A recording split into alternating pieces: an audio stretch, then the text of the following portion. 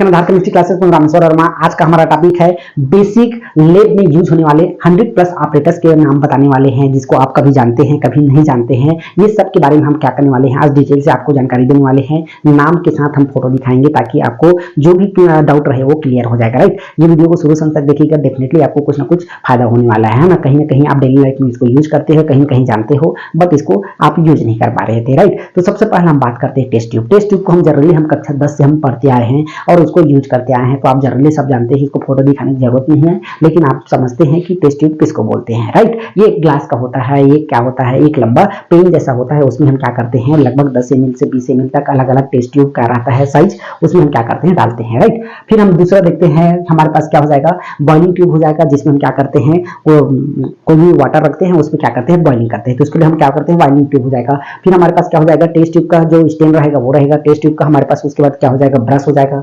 देखिए test tube को हम क्या करते हैं क्लीन करते हैं, तो क्लीन करने के लिए हमारे पास क्या होना चाहिए ब्रश होना चाहिए। ठीक, उसके बाद हमारे पास क्या हो जाएगा गैस डिटेक्टर, गैस को डिटेक्ट करने वाला होता है। उसके बाद हमारे पास क्या हो जाएगा फनल स्टैंड, फनल को हम रखने के लिए स्टैंड रखते हैं। उसके बाद हमारे पास क्या हो जाएगा फनल हो जाएगा, वाश बॉटल हो जाएगा, ट्राइपॉड स्टैंड हो जाएगा, वायर गब्स हो जाएगा। उसके बाद सेंट्रीफ्यूज हमारे पास क्या हो जाएगा ट्यूब हो जाएगा, कैपिलरी ट्यूब हो जाएगा, है ना, ग्लास रॉड हो जाएगा, जिससे हम क्या करते हैं कोई भी स्टर करते हैं। और उसके बाद हमारे पास क्या हो जाएगा ब्लू ग्लास हो जाएगा, वॉच ग्लास हो जाएगा, प्लेटिनम क्या हो जाएगा वायर हो जाएगा, प्लेटिनम का हम क्या करते हैं वायर यूज करते हैं। फिर हमारे पास चारकोल ब्लॉक हो जाएगा, डेसिकेटर हो जाएगा, जिसमें हम क्या करते हैं कोई भी चीज को ठंडा करते हैं।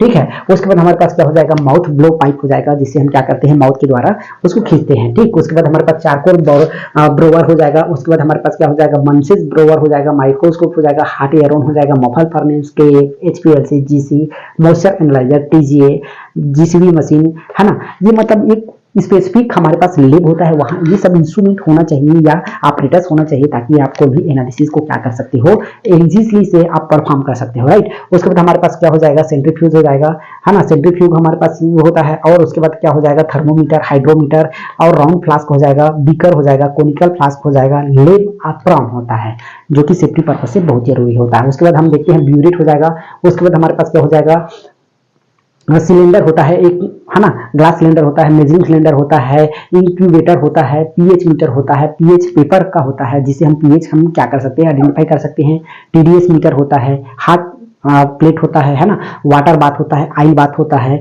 उसके बाद टोंग्स होता है, जिसे हम क्या करते हैं पकड़ते हैं कोई भी चीज को, स्पेचुला जिससे हम सैंपल लेते हैं, है ना। फिर एनालिटिकल बैलेंस होता है। और उसके बाद हमारे पास क्या होता है एक हमारा मिनिमल बैलेंस होता है, जिसको हम क्या करते थे जब BSc पढ़ते थे तो उसको हम क्या करते थे उसको पहले बैलेंस लाते थे उसका। पेट्रीडिस हो जाएगा, पीपेट हो जाएगा, स्टॉप वॉच हो जाएगा, फायर एक्सटेंशन हो जाएगा, जो लैब में होना कंपलसरी है। टेस्ट ट्यूब हमारे पास क्या हो जाएगा वाल्मिक हो जाएगा, ग्लव्स हो जाएगा, जिसको हम हाथ में पहन के क्या करते हैं टेस्ट परफॉर्म करते हैं। फिर वालमेट्रिक फ्लास्क हो जाएगा, फिल्टर पेपर हो जाएगा, टिश्यू पेपर हो जाएगा, बटर पेपर हो जाएगा, बैरोमीटर जिसे हम क्या करते हैं इसको नापते हैं। ठीक है, अब उसके बाद हमारे पास क्या हो जाएगा मैग्नेटिक हो जाएगा। फिर हमारे पास क्या हो जाएगा स्टरर हो जाएगा। ठीक है, और उसके बाद हमारे पास क्रूसिबल, क्रूसिबल बोले तो हमारे पास एक फिल्टर करने वाला रहता है। क्रूसिबल में अलग अलग प्रकार का आता है, जैसे G4 होता है crucible, G3 crucible, G2 crucible.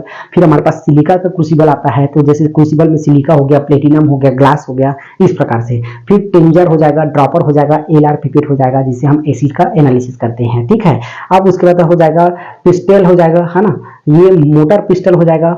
Evaporator हमारे पास क्या हो जाएगा इवापोरेटिंग डिश हो जाएगा। और कंडेंसर हो जाएगा, कंडेंसर किस लिए यूज करते हैं हम इसको नाइट्रोजन का कंडेंसेस के लिए। फिर ग्लव्स हो जाएगा, हेयर कप हो जाएगा, जिससे हम क्या करते हैं ये लगा के हम एनालिसिस करते हैं। फिर हमारे पास क्या हो जाएगा फ्यूम हुड हो जाएगा, जिससे हमको क्या करना पड़ेगा उसी में हमको कोई भी टेस्ट परफॉर्म करना पड़ता है। इंक्लाइन ब्यूरेट हो जाएगा, और उसके बाद एसिड बॉटल स्टैंड हो जाएगा, बेस बॉटल स्टैंड हो जाएगा, इंडिकेटर बॉटल स्टैंड हो जाएगा। फिर कंडेंसर कीप्स, उसके बाद हमारे पास रिएजेंट बॉटल अलग होगा, टेस्ट ट्यूब होल्डर एक रहता है। ठीक है, स्प्रिट लैंप और स्प्रिट की जरूरत पड़ता है, फर्स्ट एड बॉक्स। ठीक है, और उसके बाद मैग्नेटिक हमारे पास क्या हो जाएगा मैग्नीफाइंग ग्लास होता है, और स्टरिंग हो जाएगा, टेप हो जाएगा, जो टेप हम क्या करते हैं यूज करते हैं। सिलिका हमारे पास क्या हो जाएगा लगता है, जिसको हम क्या करते हैं सिलिका जो रेत जैसा दिखता है, बड़ा बड़ा दाना रहता है, उसको हम मॉइस्चर एडाप्टेशन के लिए जो कि उसको क्या करते हैं रखते हैं। फिर हमारे पास क्या हो जाएगा टेम्परेचर ह्यूमिडिटी के लिए हमारे पास एक मीटर रहता है।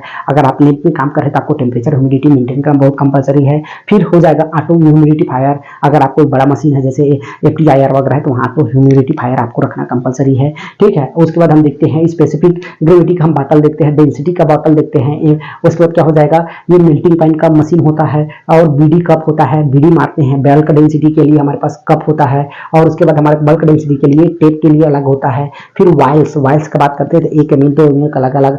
और क्लाथ्स जो हम क्या करते हैं, जो जितना भी जो डस्ट पार्टिकल है उसको क्लीन करने के लिए। फिर डी वाटर यूनिट होता है, रॉ वाटर यूनिट होता है। ये लगभग 100 से ज्यादा हमारे पास ऑपरेटर्स है जो हम डेली रूटीन में, एक NABL अगर आप लैब में हो तो ये सब आपको बेसिक रिक्वायरमेंट होता है, राइट। ये सब आपको आना ही चाहिए। इसका एक आप स्क्रीनशॉट करिए ताकि आपको ये हर बहुत सारा हम अलग अलग जगह खोजे हैं, अलग अलग यूज किए हैं, तब हम जाके इतना सब हम क्या किए हैं, कंपाइल कर पाए हैं, तब जाके आपको इतना हम बता रहे हैं, राइट। एक बार इसको आप देख लीजिएगा क्योंकि बहुत लंबा है ना। और हर NABL लैब में ये यूज होता है। NABL हो गया, आप कहीं भी R&D है, QC है, कहीं भी आप जॉब कर रहे हैं तो ये आपके लिए बहुत जरूरी है, ठीक है। हो सकता है कुछ को जानते हो पहले से, कुछ को नहीं जानते हो, कुछ नया वर्ड है, तो इसको आप एक स्क्रीनशॉट करिए ताकि आप इसको भविष्य में इसको कहीं भी देखिए तो आपको याद हो जाए, राइट। आशा करते हैं ये वीडियो आपको समझ आया होगा, राइट। बहुत मेहनत से बनाए हैं, अपने दोस्तों तक शेयर करिए ताकि इस वीडियो का वो भी ज्यादा से ज्यादा फायदा उठा सके, राइट। तो आज के लिए बस इतना ही, तब तक थैंक यू।